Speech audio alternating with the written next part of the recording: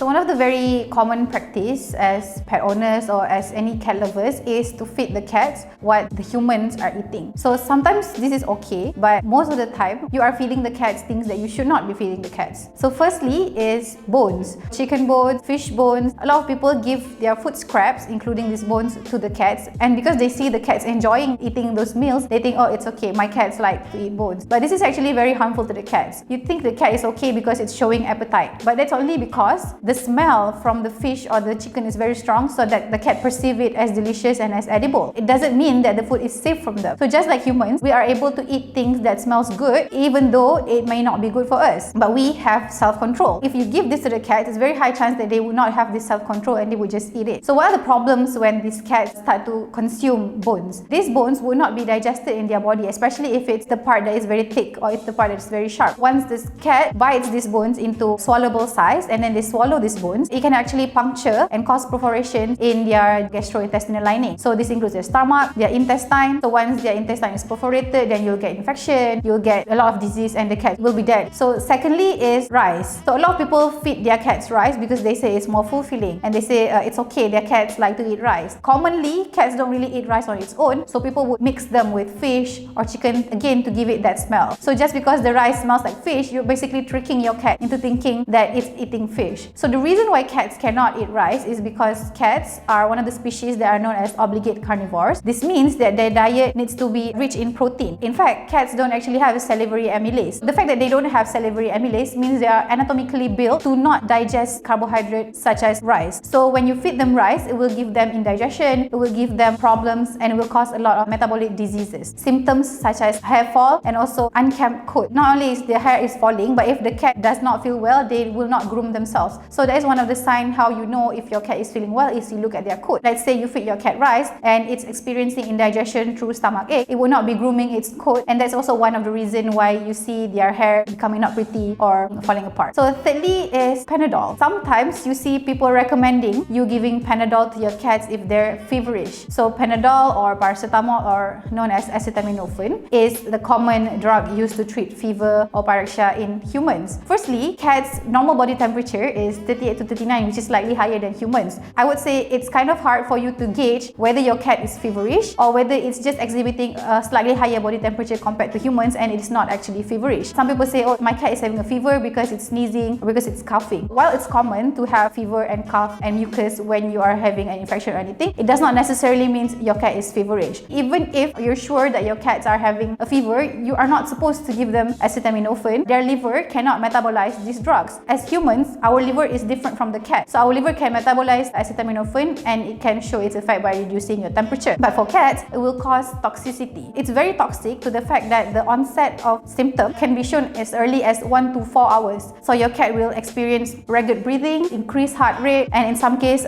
swelling will occur on their palms, on their digits. And within 1 to 4 hours, if you do not take them to the vet, they can basically die because their systems are already experiencing toxicity. So within 1 to 4 hours, you want to avoid this. Just don't feed paracetamol to your cats.